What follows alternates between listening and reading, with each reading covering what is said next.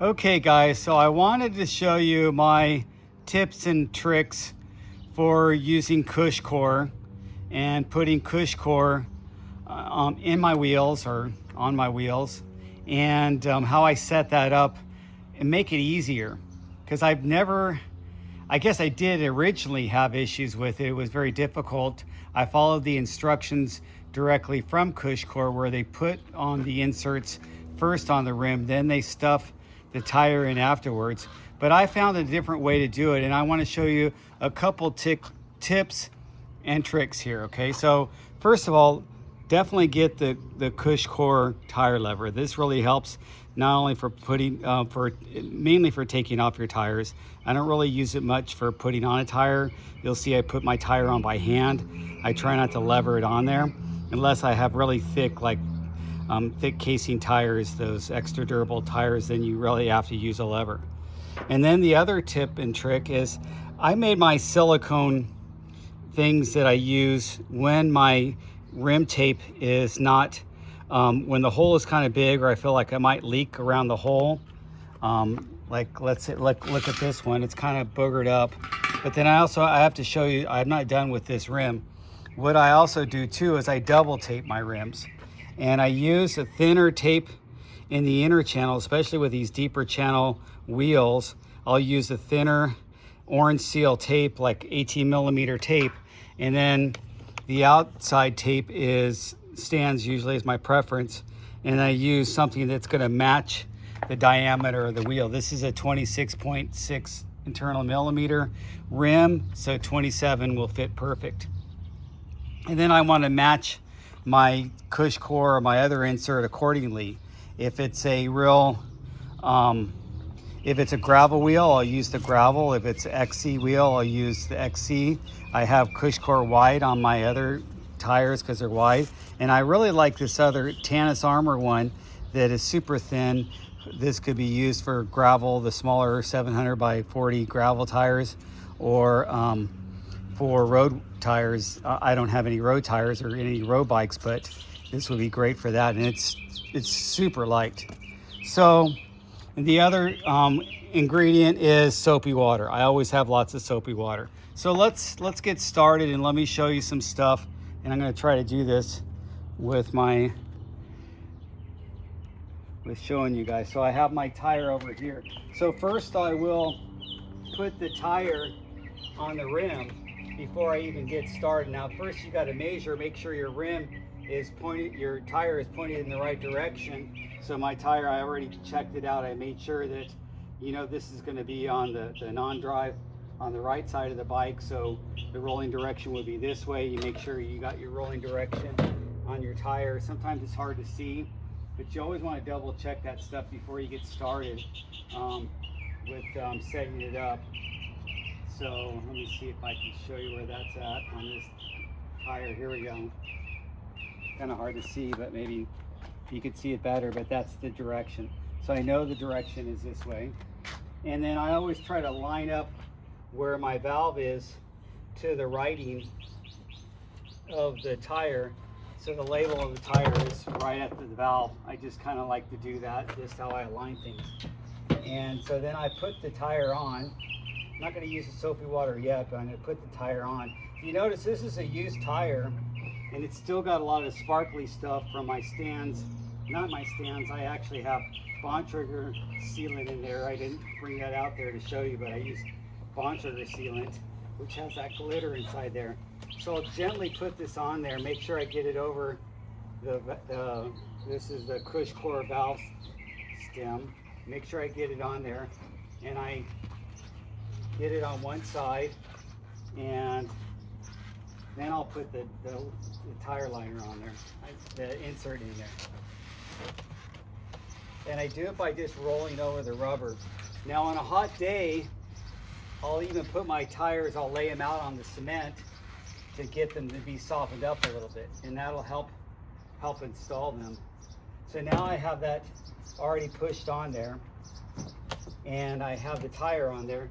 Then I'll get my CushCore. So since this is a 700 by 45, I'm going to use the smaller gravel CushCore on this one, and I'll probably use the cross-country one on the front, because the front is actually, I'm going to put it 700 by 50. So I also line up my insert. It has a little nook right here. I put that little nook to the where the valve stem is, and I just line it up that way. And so then I'll just work it around. And how I can work it around and get it in there is I'll just sit there, and I like this low barrel that I have, and I'll work it around. So when I don't have my seat out here, when I get to the final part, I can actually kind of wrap my arms all the way around it to get that final stretch. But this will hold it in here while I work it around here, and I just kind of bring it with my thumbs and pulling it over there.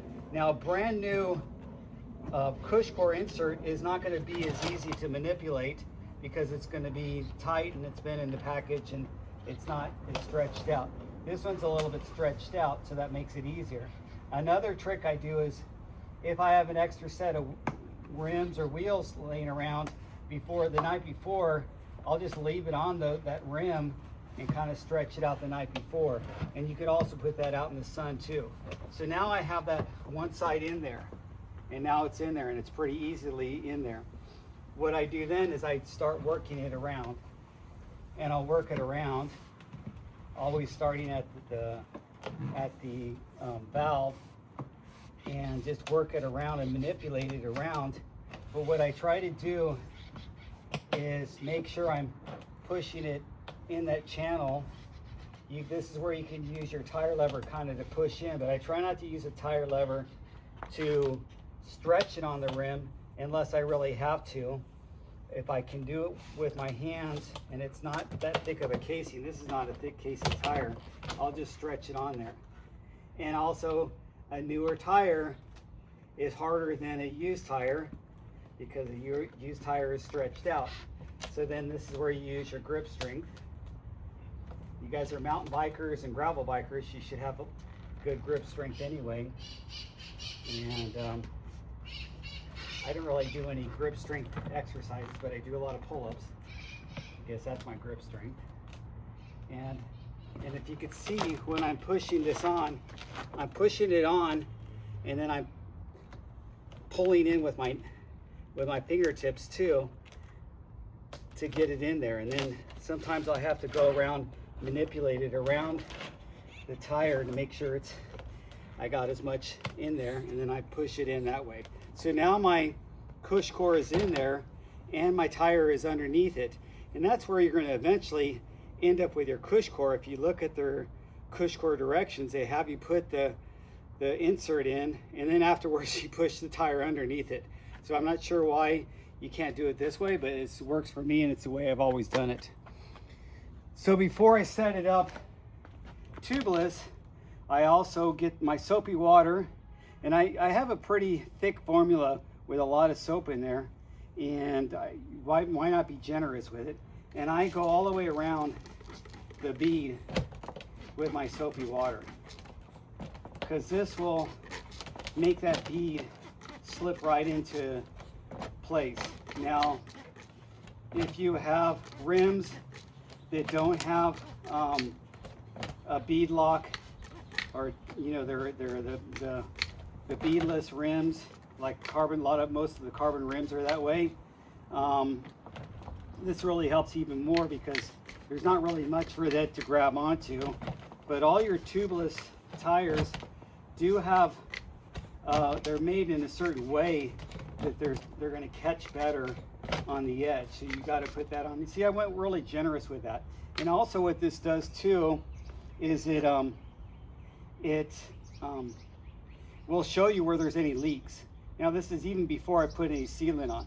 So part two, I'm going to blow this up with my pump, and I'll show you what I do with that. And then I'm also going to show you how I do the sealant. But it's kind of pretty simple. I take the core out of my my Presta valve, and then I insert it through there. I've actually poured it in the tire and done it that way too, but I like this way because then I double check, especially when I'm using CushCore, I double check and I make sure that that I got a good seal and there's nothing wrong with my tape job or there's nothing wrong with my rim. Oh, I didn't show you the other tape on here, but there is the stance tapes on this one, and I like it, and I stretch it on there really tight and make sure. Now, if I feel like the tape is coming up, if you notice it when you're pushing it down, if you have air bubbles or any areas where it's messed up and you feel like the tape is coming back up, I might even leave it overnight with an inner tube in there just to seal the tape down. So let me do part 2 and I'll show you the rest.